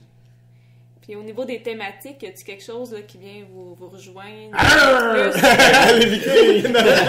C'est sûr que moi, j'adore toutes les thématiques. Toutes. Ok. Tu sais, je dirais que je suis un gars à thématique. Tu sais, j'ai animé les scouts longtemps, j'étais un animateur de terrain de jeu. Ok. Fait que les thématiques, je trouve que c'est la base d'un jeu. C'est sûr que tu peux jouer, puis j'ai des amis qui c'est le même. Là. Ils pourraient jouer à un jeu qui serait les dominos, mais si tu l'appelles genre les dominos de l'espace, là, ils vont triper. Fait que- mais si tu joues aux dominos, non. Fait que dans le fond, c'est pour ça que je veux dire, c'est que dans le fond, la thématique, Ouais. je pense que c'est Compte pour beaucoup. là. c'est beaucoup dans un jeu. Tu sais, moi, je me rappelle quand que je joue à risque, là, tu sais, mes pièces, là, ils tirent. Là, tu sais, c'est comme. Je brasse mes D6, puis c'est comme. Piu, piu, piu, piu, piu, j'ai détruit! Fait que, tu sais, c'est quelque chose, je pense, qui est important dans un jeu. T'as l'impression de. T'as l'impression d'être ailleurs. Tu sais, c'est ça qui est le fun. Ouais. C'est pas juste ça, le jeu. Moi, j'ai dit, la plupart des jeux qu'on joue. A pas tant de thématiques chez nous parce que c'est plus simple qu'un jeu n'a pas de thématique. Souvent, les jeux à thématique sont un peu plus complexes. Ouais. Mais toutes les thématiques sont le fun à exploiter. Puis ça fait S'il n'y en a partie. pas, tu vas en créer une. Mais, Un peu. ben, puis aussi, qu'est-ce qu'on essaie de faire dans nos idées de conception, dans notre façon de concevoir notre jeu, c'est que, tu sais, un jeu, tu peux mettre n'importe quelle thématique. Il y a le même jeu pour avoir 20 thématiques. La plupart. Ouais. Tu sais, je parle pas toutes. Mais Vikingar, essaye de changer de thématique demain matin, ça va être plus dur. Ben, tu vas être capable peut-être de le mettre pirate, tu vas être peut-être capable de le mettre, tu sais, L'espace, peut-être. grec peut-être, espace, Espace, Ça ben, pourrait à la être des limite. vikings de l'espace. Non, mais à la limite, Ouais. mais les runes Ouais. qui sont en lien avec Ouais, les ouais. Vikings, qui sont en lien avec la Terre plate, qui sont en lien avec l'exploration, qui sont en... Fait qu'on a essayé de bâtir Ouais, vraiment c'est vrai. l'idée des... On est allé chercher des mécaniques qui fonctionnent avec la thématique, puis qui viennent renforcer la mécanique et la thématique Ouais. ensemble. Tous les jeux qu'on a dans la tête ont une thématique. Ok. il y en a pas un qui n'a pas de thématique. Ben non, c'est pas vrai. Il y en a un on hésite entre 5 thématiques. Ben, il y en a Mais une là, on pareille. l'a mis une. Ah, ça se peut. Jack et les haricots. Au Ah, début, ok, oui, c'est ça. C'est Lui, ça. on l'a changé 6 fois de thématique. En fait, celui-là, c'est celui qui un jeu qu'on a. Il pourrait avoir 6. On pourrait le vendre 6 fois différemment. Puis c'est ce qui va arriver. Préparez-vous. Non, mais ça c'est quelque chose que je trouve intéressant. C'est la thématique est, comme Jean-Thomas dit, c'est notre inspiration de base, je pense. C'est-à-dire que si on décide de faire un jeu de voleur, ben on va se dire c'est un jeu de voleur. Maintenant, qu'est-ce qu'on fait quand Quelle on est un mécanique voleur? fit avec ça? C'est quoi la mécanique? Puis on va partir le jeu de même. On partira pas le jeu avec une mécanique, Ouais. puis après ça, il Ou greffer une si on thématique. a une mécanique qui marche, ben on va dire quel thème marcherait puis viendrait Ouais. amplifier cette Oui, mécanique. c'est ça. En fait, je pense que si on avait une idée de mécanique, on va dire, hey, on a une super bonne idée de mécanique, faut pas être aveugle. Ben, Viking Gars, c'est parti d'une mécanique. Oui, un peu. Parce que, puis Xibalba, t'étais parti juste conceptuellement parlant, puis on a eu de la misère avec les mécaniques. Sauf que... Oui, mais là, j'avais conçu une Non, mécanique. mais t'avais qui tout... nous a- Ouais, mais t'avais tout... Mais... Ça n'a pas marché. Non, mais en fait, c'est parce que ce qui était difficile avec Xibalba, c'est que je pense encore que c'est très viable, mais Ah, il faut le reprendre. le problème du jeu, c'est qu'il y a une double thématique, OK. qui est quand même super intéressante, mais c'est un jeu de fourmis Inca. Puis les pyramides, c'est les fourmilières qui sortent de la Terre. OK. Puis Xibalba, ça veut dire Le monde- enfer, le monde souterrain chez les Mayas. Fait que dans le fond, c'est les fourmis qui creusent le monde de la mort. Puis c'est un jeu assez sombre avec des sacrifices de fourmis. tu sais. Oh mon Dieu. C'est vrai? Donc, pour réussir à faire J'ai tes trucs, vraiment tu hâte de voir ça. pour réussir à avoir tes... Tu l'as sur notre Jack Bro. tu sacrifies des fourmis, Ok. puis c'est les fourmis que tu sacrifies qui te permettent d'acheter D'avoir des des trucs, pouvoirs. par exemple, ou d'avoir des pouvoirs. C'est que dans le fond, t'es comme la reine de ta fourmilière. Fait que c'est intéressant, mais c'est vrai que le jeu est un peu sombre. On s'est fait critiquer ça, mais moi je trouve Un ça... jeu de fourmis doit être heureux. Excusez. Formidable est là pour ça. Oui, exactement. Ouais, c'est ça. Puis c'est drôle parce que pendant qu'on ailleurs. travaillait sur Xibalba, ben Formidable est arrivé, puis on a Ouais. fait... Ben voyons. C'est bien étrange. Fait que dans le fond, Un c'est... flash en même temps. Ben, il n'y a pas de... Je pense quand même qu'on a une intelligence collective, les êtres humains, Ouais, puis que c'est quand une idée arrive, c'est pas pour rien, c'est parce Ouais. qu'on te l'a soufflé à l'oreille Ouais. par 10 millions de personnes, Par les sans le caméras. savoir, par les Ouais, réseaux c'est sociaux, par la télévision. Donc, quand quelque chose arrive, c'est plate, mais il y en a à peu près 15 000 qui le font en même temps. Ça Ben oui. Fait que c'est la même chose avec les Vikings, tu sais. Ben, Le- la télésérie. la télésérie- Viking a fait- La télésérie Ouais, ben, Viking c'est ça. était underground un petit peu, pas tant que ça, mais elle partait, puis là, hop, Ah oui, c'est pas long, hein. Non, Ça, c'est ça ça, sort en fou. puis dans le fond, j'ai écouté un épisode de la télésérie de l'année passée. Ouais, mais c'est ça. Mais je pense que c'est ça, on parle de la thématique, puis c'est elle qui nous aide à bâtir Ouais. notre truc là en général. Je trouve ça vraiment intéressant comme approche de conception parce que moi, c'est quelque chose que je dis souvent que j'aime pas ça dans un jeu quand la thématique ne fit pas avec les mécaniques ou tu joues à un jeu puis c'est juste des mécaniques puis tu sens pas la thématique. Tu sais, c'est vraiment plate. Là. Tout l'effort qui est mis dans le design d'un jeu puis tout ça, si on le sent pas, tu sais, c'est dommage. là, mais dans votre jeu, on le sent vraiment. Là. Oui, puis je pense que c'est essentiel. Tu sais, comme je dis, on en a plein d'idées, puis une mécanique, sans dire que c'est pas important, c'est la partie la plus importante, c'est ça le jeu. Sauf que chaque thème a tellement de choses qui peuvent nous inspirer, tu sais, que c'est intéressant d'essayer de schématiser. Tu sais, moi, ce que j'aime le plus, c'est ça, c'est qu'il y a un concept. À partir du moment que tu as un concept, justement, en disant exploration, ou vol, comment qu'on peut avoir l'impression de pousser voler, ou comment. Ben là, d'être obligé de réfléchir puis de trouver une mécanique en disant, OK, là, le but, c'est qu'on ait l'impression d'être un vrai voleur. C'est quoi un vrai voleur? Qu'est-ce que ça fait? Donc, on va se mettre à faire des crimes puis à trouver comment on va faire. Non, mais tu sais, Non, c'est de schématiser tout ça. Puis ça, c'est comme un peu. Ça ressemble au design graphique aussi. C'est comme, tu as ton idée au départ, tu sais vers où il faut que tu ailles, mais tu esquisses jusqu'à temps que tu trouves ta structure de mécanique. Puis quand tu as joué à plein de choses, ben, ou quand tu joues tout le temps, ben, les mécaniques finissent par se placer. Là. Ça doit être le fun de brainstormer là-dessus. C'est la partie, c'est le bonbon du. Ouais, c'est ça. C'est à partir de là, puis c'est pour ça que c'est pas encore notre stratégie pour nos prochains jeux. Tu sais, si on fait juste faire ça puis vendre ça à des éditeurs, ça pourrait marcher. Mais là, au moins, on est conscient c'est quoi qui se passe derrière. Ouais, c'est ça. Puis on n'a pas approché tant d'éditeurs que ça. On n'a pas fait nos démarches tant que ça. Mais, tu sais, on ne sait pas comment la réception qu'on aurait si, exemple, Étienne dit « le graphisme, il est fait. Tu le veux-tu? » Souvent, les éditeurs prennent le jeu puis le refont à 100%. Puis nous, perdent le... C'était pas ça que vous perdent vouliez. c'est pour ça que l'envoyer chez quelqu'un puis qu'il se dénature au complet, ça marchait pas dans notre concept. Puis je pense que c'est pour ça qu'on a décidé, entre autres, de s'auto-éditer.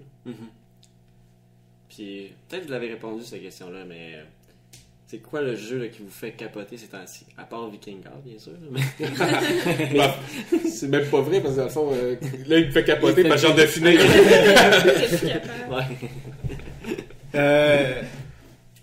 Je te dirais que c'est notre prochain jeu. OK. Vous voyez déjà. Lui, il va sortir vraiment rapidement. Non, des jeux dans ce temps-ci qui me fait capoter.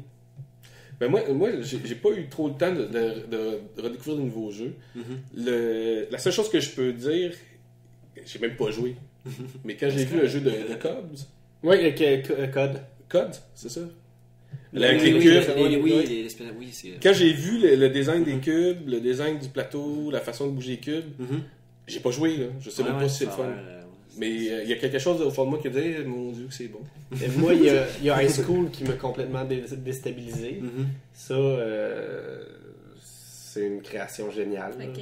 Je sais pas si t'as déjà joué. Non, mais on l'a pas essayé encore. Ça m'a amené Je l'ai, on fait une petite soirée Ben oui, si c'est tu sûr. veux. Oui, ça serait fun. Mais ça, High School m'a complètement Puis encore une fois, là, la thématique est poussée au max, tout est poussé, puis c'est vraiment hot, là. C'est vraiment, vraiment génial. Puis j'ai des Kickstarter qui s'en viennent, que j'ai hâte. Là, on a reçu Planétarium, super trippant, super le fun. Mais... Il est beau aussi. Moi, c'est sûr que j'étais un peu vendu aussi en tant que graphiste sur les visuels. J'aime bien quand le jeu il y a une facture graphique. Lui que j'attends avec impatience, c'est Orphan. Ouais, Engine avec Orphan. Nous aussi. Celle-là, lui, il est malade. Là. Puis la campagne était juste un bijou. Là. Ouais. Mais, tu sais, tu prends ça, là, je veux pas faire une campagne de même. Là. Ouais. Lui, le nombre de temps qu'ils ont passé fou, pour là. faire leur campagne, puis tu sais, c'est lui qui était tout en négatif, qui était fucker Rick. Okay, parce que, mais c'est eux, ils ont créé une histoire autour de leur ouais, campagne, ouais. puis tu vois, ça, c'est de la thématique pure aussi. Ouais. Le jeu il est thématique, leurs mécaniques sont thématiques, puis leur Kickstart était thématique. Les stretch goals étaient tous thématiques. Eux, ils ont poussé la note à l'absolu. Là. À la limite, un autre que je trouve absolument génial, mais que j'ai pas vu, c'est Tortuga. C'est 1867. Ça a l'air simplet au bout. C'est le livre que tu ouvres, puis qu'il y a une map à l'intérieur que tu déroules. Ah, ça me il vient de finir un Kickstarter. Okay. Puis c'est une jeune entreprise. Là, c'est un gars et sa blonde qui ont créé ça. C'était leur deuxième jeu, si je me trompe pas. Puis eux, ils ont poussé la note à l'absolu au niveau du design. C'était, au lieu d'être une boîte, c'est un livre que tu ouvres. Puis à l'intérieur, la carte est roulée. Puis là, tu déroules la carte. Puis c'est vraiment hot. Puis leur campagne a fait fureur. Le jeu a de l'air... J'ai pas joué, je peux pas te le dire, mais il a l'air très simplet. Mais leur jeu est beau, là. Le design et tout, c'est magique, là. Mais tu sais, c'est toutes des affaires de même que je vois. Lui, je l'ai pas backé par contre, parce qu'à un moment donné. on peut pas toutes les backer. J'ai backé le nôtre par contre, là. Oui, c'est ça, on va aller pour ça. On peut pas tout backer, mais il faut choisir les bons. C'est ça. Faut prendre du Kickstarter. Faut encourager nos projets québécois aussi, ça c'est Oui, vraiment important. oui. Puis on a de plus en plus, puis c'est le fun. C'est Ouais, vraiment c'est le fun cool. de Puis, voir tu sais, ça. je pense, puis le fait aussi qu'il y a des projets québécois qui marchent, mais je Comme pense que ça Kewetin, encourage moi, j'ai- encore plus de monde à faire. J'ai backé Kewetin. Il y a beaucoup de... excuse. Maxime s'en vient aussi avec Diversity. En même temps que vous. Hein. La même journée? Non, une journée différente, ouais. 22, ouais. En tout cas, j'ai rien dit. Je pense qu'il s'est annoncé par contre. Oui, c'est annoncé, Ouais. mais là, je veux pas. En tout cas. Ok. Un autre podcast. Non, là, je veux pas publiciter son nom, en tout cas. Non, mais c'est pas grave. Je vais le couper.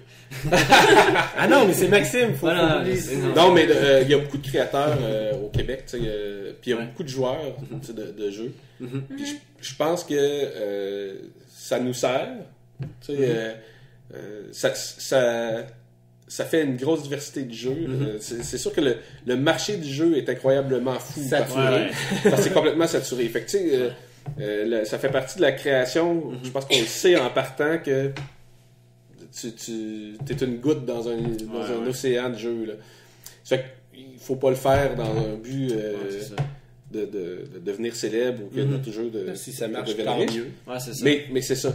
Je pense que c'est un peu ça. C'est comme n'importe quoi. C'est quelqu'un qui me dirait je vais faire un livre puis je vais devenir un auteur célèbre et un auteur de best-seller. Je te dirais, Ouais, c'est ben ça. là, C'est jamais. C'est pas de même, ça ça marche. pourrait arriver.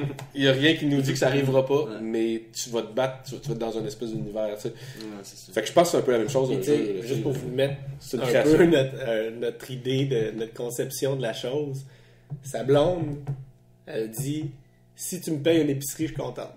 Tu sais, juste pour vous montrer. Si ton jeu nous paye une épicerie, je vais suis bien content. content. Dans le sens que. Elle a des gros objectifs. Non, c'est plus dans l'optique, on veut pas perdre Ouais, d'argent. non, c'est ça. Puis si on en fait, tant mieux. Si on n'en fait pas, puis on n'a rien perdu, on a réussi, puis on a gagné. Ouais. Vous avez vécu une belle expérience, c'est l'expérience. C'est ça. C'est tout ça. c'est- Oui, puis ce qu'il faut savoir aussi, c'est que pour nous, je pense que Jean-Thomas il a le même feeling que moi.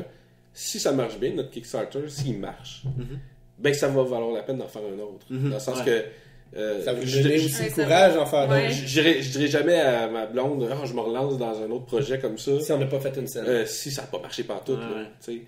Il faut que le Kickstarter marche pour que ça me donne le goût d'en faire un autre. Ouais. Puis que ma blonde, puis sa blonde, puis quand je dis ça, c'est pas parce que nos blondes nous empêchent. Là.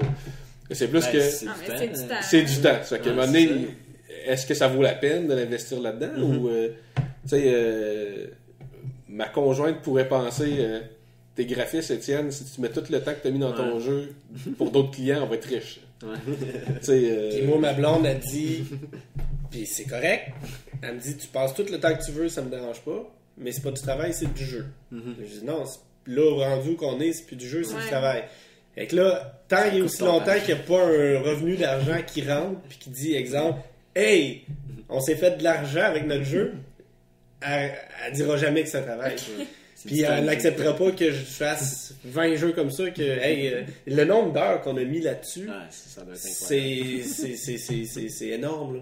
C'est énorme. Ça se calcule même plus. Ouais, c'est ça. Fait que, si jamais on arrive à moins 5000, je dis tout le temps ça, mais si on arrive avec moins 5000, ça me tentera plus pantoute d'en faire. Puis je vais dire, tiens, regarde, nos jeux, on va les faire pour nous. Là. Tu sais, à un moment donné, on va continuer à jouer au DAS avec des parachutes. Là. Ça va être moins c'est un peu compliqué. ça l'affaire aussi. Là. Bon, ça fait pas mal le tour de ce qu'on a fait. Donc, est-ce que vous pouvez un peu nous dire comment que ça va, comment vous rejoindre ça à propos de la campagne et tout là. Ben, tu On peut répéter. dire, premièrement, la date du Kickstarter, Ouais. c'est le 20 mars. On lance à midi, heure du Québec. On prévoit être là les 30 jours. Nos reviewers, on va en avoir des Québécois francophones, on va en avoir des Québécois anglophones, on va avoir deux Américains, un Suédois, un Anglais, un Allemand. Il va y avoir du monde qui vont reviewer. On a des walkthroughs, on a des previews, Ok, ouais. on a des reviews. Donc, je vous invite à venir visiter notre page Kickstarter qui n'est pas encore dévoilée. Suivez-nous sur Jack Bro, sur Facebook, Jack Bro. J-A-C-K-B-R-O dans un seul mot. De toute façon, il va sûrement mettre un lien. Ouais. On vous tient au courant. On se voit, c'est sûr, sur Kickstarter à midi le 20 mars. Donc, encore une fois, ben, merci à vous de vous être déplacés là, un jeudi soir en soirée pour venir à l'entrevue, tout ça, puis d'avoir pris le temps. Là, ça fait quand même un bon 1h30 là, d'entrevue, de discussion. Beaucoup de discussions de votre part. Écoute, ça a été vraiment très bien. Ça a été vraiment très le fun aussi de vous connaître. Là, ça a vraiment été très le fun. Ouais, De- d'en apprendre plus aussi Ouais. sur comment ça se passe un Kickstarter. Ouais. C'est pas tout le monde qui vit ça dans sa vie, puis je pense que c'est quelque chose d'exceptionnel que vous êtes en train de préparer. Fait que, on vous souhaite le meilleur des succès avec votre projet. On invite tout le monde qui nous écoute à aller voir ça sur Kickstarter à partir du 20 mars. Puis ça serait, je pense, ça serait très bien aussi de vous revoir lorsque toute la démarche va être faite. Oui. Ça serait, je pense, Ça nous ferait un un plaisir de venir tout vous voir. toute la campagne, comment ça s'est passé, puis le jeu, une fois que le jeu est... Oui, puis pour nous, c'était aussi intéressant dans nos recherches. Je pense je suis très ouvert, puis je pense que j'entends aussi à transmettre cette information-là, là, parce que c'est quelque chose qui est difficile, puis si on peut aider d'autres personnes à y arriver, Ouais. je sais pas si c'est important. Oui, Ouais, puis c'est on bien. est ouvert à partager cette expérience-là, c'est sûr et certain. Ben, merci à vous, puis à une prochaine fois. Merci. Alors, pour terminer cet épisode-là, j'espère que vous avez vraiment apprécié l'épisode avec, en fait, l'entrevue avec les gars de Jack Bro. J'espère que vous avez vraiment appris sur eux, puis appris derrière la démarche, derrière le jeu. Comme j'ai dit en début d'épisode, là, on a vraiment eu beaucoup de plaisir avec eux, puis je souhaite vraiment les remercier encore une fois de s'être déplacés, puis d'avoir pris le temps. Ça a quand même pris 2 heures là, pour faire l'enregistrement de cette entrevue-là. Puis ils ont été vraiment sympathiques avec nous. Puis on les connaissait pas à la base, donc ça a vraiment été une belle rencontre. Puis on est très contents qu'ils se soient déplacés. Donc encore une fois, merci à eux. Et pour nous, on se retrouve dans le prochain épisode. Bye bye!